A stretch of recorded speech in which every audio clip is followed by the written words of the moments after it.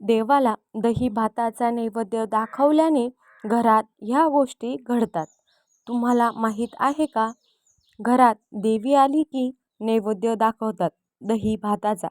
एखादी व्यक्ती ज्या जागी पडली किंवा जिथे अपघात झाला तिथे सुद्धा जमिनीवर दही भात ठेवला जातो. एवढंच नाही तर महिन्यातून 2 तिथीला घरात एका कोपऱ्यात जमिनीवर दहीभात ठेवला जातो. यामागे खरं कारण काय आहे आणि तुम्ही तो कधी केव्हा ठेवावा आणि यामुळे काय फायदे होतात, चला जाणून घेऊया. समजा घरातल्या एखाद्या व्यक्तीला अचानक ताप आला, अंगावर लाल पुरळ उठली, तर आपण लगेच काय म्हणतो? घरात देवी आली आहे. आणि मग सुरू होते एक अशी परंपरा जी आपल्याकडे आपण लहानपणापासून पाहत आलेलो आहे. देवीला दहीभाताचा नैवेद्य दाखवणं. पण आजारात डॉक्टरांकडे जाण्यासोबतच देवीला दहीभात का दाखवला जातो आणि त्यातूनही रहस्यमय गोष्टी घडतात का? म्हणजे एखादी व्यक्ती ज्या जागी पडली किंवा जिथे अपघात झाला तिथे जमिनीवर दहीभात का ठेवतात? ह्यामागे फक्त अंधश्रद्धा आहे की पूर्वजांची काही वैज्ञानिक दृष्टिकोनही यामागे आहे? चला बघूया. मंडळी, पूर्वीच्या काळी आजसारखी प्रगत वैज्ञानिक विज्ञान नव्हते. पण जेव्हा गोवर किंवा काजण्यासारखे आजार पसरत होते तेव्हा लोक त्याला आदी मायेचा कोप म्हणजेच देवीचा प्रकोप किंवा तिचे आगमन मानत होते. परंतु ह्या समजुतीमागे खूप सुंदर आणि भावनिक विचार लपलेला होता. घरात देवी आली आहे म्हटल्यावर घरातील वातावरण शांत ठेवले जाते. रुग्णावर कोणी रागवत नसे. घरात भांडण तंटे किंवा मोठा आवाज केला जात नसे. रुग्णाला एका स्वतंत्र खोलीत पूर्ण विश्रांती दिली जायची. थोडक्यात सांगायचं झालं तर भीतीपोटी का होईना पण रुग्णाची सर्वोत्तम काळजी या काळात घेतली जायची आणि त्याला मानसिक शांतता मिळावी हाच ह्या परंपरेमागचा मुख्य उद्देश होता. आता आपल्या दुसऱ्या महत्त्वाच्या प्रश्नाकडे वळूया. जसे अनेकदा एखादी व्यक्ती अचानक पडली, बेशुद्ध झाली किंवा एखाद्या वळणावर, झाडाखाली किंवा ओसाड जागी अपघात झाला तर लोक तिथे जमिनीवर दहीभात ठेवतात आणि नारळही फोडतात. असं का केलं जातं? आता फक्त गोवर किंवा देवीच्या प्रसंगीच नव्हे तर एखादी व्यक्ती अचानक पडली असेल किंवा दुखापत झाली असेल, अपघात झाला असेल तर त्या ठिकाणी दहीभात ठेवण्यामागची प्रथा अनेक भागात आढळते. त्यामागे असा हेतू आहे की नकारात्मक शक्ती शांत व्हाव्यात आणि संबंधित व्यक्तीला लवकर बरे वाटावे. ह्या श्रद्धेने हा नैवेद्य अर्पण केला जातो. पूर्वीच्या काळी अचानक आलेल्या अदृश्य किंवा नकारात्मक शक्तीचा प्रभाव मानला जायचा. ती नकारात्मक ऊर्जा शांत करण्यासाठी, जागा शांत करण्यासाठी किंवा भूमीची क्षमा मागण्यासाठी म्हणून तेथे शीतल आणि सात्विक दहीभात ठेवला जायचा. यामागे त्या व्यक्तीच्या मनातील भीती दूर करणे आणि दैवी संरक्षणासाठी प्रार्थना करणे हाच भाव होता. आता वास्तुशास्त्र आणि दहीभात यांचा काय संबंध? तर आपल्या वास्तुशास्त्रात घराची सुख, शांती आणि समृद्धी ही वास्तुपुरुषाच्या कृपेवर अवलंबून असते. कधीकधी घराच्या बांधकामात किंवा दिशामध्ये नकळत काही चुका होतात, ज्याला आपण वास्तुदोष असं म्हणतो.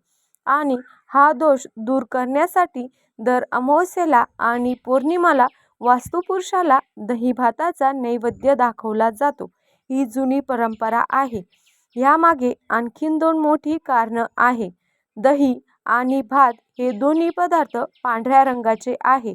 ज्योतिषशास्त्रात पांढरा रंग हा मनाचा कारक म्हणजे चंद्र मानला जातो आणि शुक्र सुख आणि समृद्धी यांच्याशी जोडला गेलाय. हा नैवेद्य दाखवल्याने वास्तूतील चंद्र आणि शुक्र यांचे दोष दूर होतात अशी मान्यता आहे. आता दही हे शीतल म्हणजे थंड मानले जाते. ईशान्य कोपऱ्यात वास्तुपुरुषाचे शिर असते, म्हणजेच डोकं असते. ह्या कोपऱ्यात दही भाताचा नैवेद्य ठेवल्याने वास्तूतील उग्रता किंवा वास्तुपुरुषाचा कोप शांत होतो आणि संपूर्ण घरात सकारात्मक ऊर्जा पसरते. एकंदरीतच वास्तूला शांतता लाभते असं सांगितलं जातं. आणि हाच नियम आजारपणातही लागू होतो. गोवर आल्यावर रुग्णांच्या शरीरात प्रचंड उष्णता तयार होते, अंगाची आग होते. त्यामुळे देवीला शांत करण्यासाठी आणि तिचा कोप दूर करण्यासाठी थंडावा देणारा सात्विक दहीभात अर्पण केला जातो, जेणेकरून रुग्ण लवकर बरा व्हावा. ह्या विशिष्ट काळात घरातील वातावरण पवित्र ठेवण्यासाठी काही नियमसुद्धा पाळले जातात. जसे घरात तामसी पदार्थ बनवले जात नाही, सात्विक जेवण बनवले जाते, घरात देवाचे नामस्मरण केले जाते. हे नियम जरी धार्मिक वाटत असले तरी यामुळे रुग्णाला जंतू संसर्गापासून संरक्षण मिळायचे आणि विश्रांतीसाठी उत्तम वातावरण तयार व्हायचे. आता वास्तुशास्त्रातील तज्ज्ञांच्या मते वास्तुपुरुषाला प्रसन्न करण्यासाठी आणि घरातील नकारात्मक ऊर्जा दूर करण्यासाठी दही भाताचा नैवेद्य हा सर्वात श्रेष्ठ आणि प्रभावी मानला गेलाय. आता दही भातच का दाखवला जातो हे आपण जाणून घेऊया. एकतर शुक्र आणि चंद्राचं बळ प्राप्त व्हावं म्हणून वास्तूला शांतता लाभावी म्हणून दही भाताचा नैवेद्य दाखवला जातो, ज्यामुळे नकारात्मक शक्तीचा नाश होतो. हा नैवेद्य खास करून अमावास्येला दाखवला जातो, कारण अमावास्येच्या दिवशी नकारात्मक ऊर्जा जास्त सक्रिय असते. दही भाताचा नैवेद्य ह्या नकारात्मक लहरीला शोषून घेतो आणि घरात सुख समृद्धीचे वारे वाहू लागतात.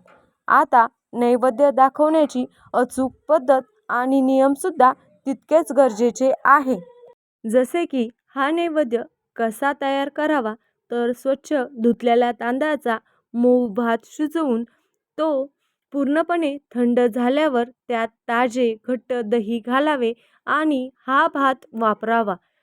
तसेच हा नैवेद्य कधी दाखवावा, तर आधी सांगितल्याप्रमाणे महिन्यातल्या 2 तिथी ज्या प्रमुख मानल्या जातात, जसे अमावास्या किंवा पौर्णिमेच्या दिवशी संध्याकाळी हा नैवेद्य प्रदोष काळात किंवा दुपारच्या मुख्य जेवणाच्या वेळी दाखवला जातो.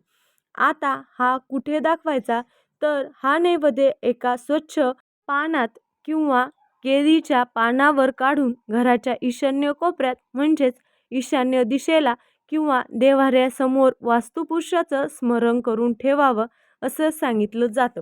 आता घरात दाखवलेल्या ह्या दही भाताच्या नैवेद्याचं नंतर काय करावं हाही प्रश्न तुम्हाला पडला असेल.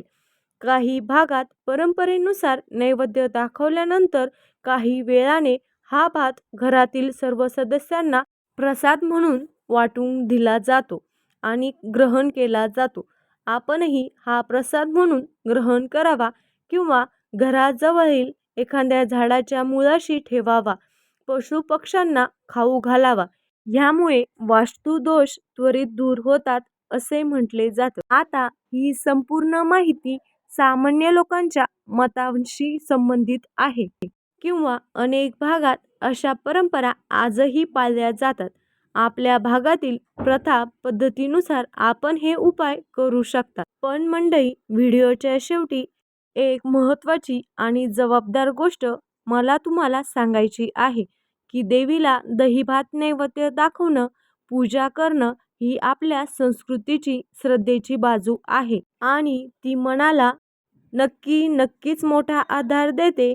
पण आज विज्ञानाने हे सिद्ध केलंय की गोवर आणि कान्या ह्या संसर्गजन्य विषाणूमुळे होणारा आजार आहे. त्यामुळे अशा वेळी केवळ घरगुती उपायांवर किंवा श्रद्धेवर अवलंबून न राहता लगेच डॉक्टरांचा सल्ला घेणं आणि योग्य वैद्यकीय उपचार करणं हेही तितकेच गरजेचे आहे. श्रद्धा मनाला ताकद देत असली तरी वैज्ञानिक उपचार शरीराला बरे करतात. यामुळे या दोन्ही गोष्टीचा योग्य समतोल राखणं हेही तितकंच गरजेचं आहे. तर मंडळी, पूर्वजांच्या ह्या परंपरेमागे किती सखोल विचार आणि रुग्णाबद्दलची काळजी दडलेली होती हे आज आपण बघितलं. तुम्हाला ही माहिती कशी वाटली कमेंट करून नक्की सांगा. आणि तुमच्या भागात अशी काही पद्धत आहे का? आणि दही भाताचा नैवेद्य कधी आणि कशासाठी दिला जातो? तुमच्या भागातील काही वेगळं कारण असेल तर तेही लिहायला विसरू नका. अशाच प्रकारच्या माहितीपूर्ण व्हिडिओसाठी आपल्या चॅनलला सबस्क्राईब करून घ्या. व्हिडिओ आवडल्यास लाईक आणि शेअर करा. धन्यवाद.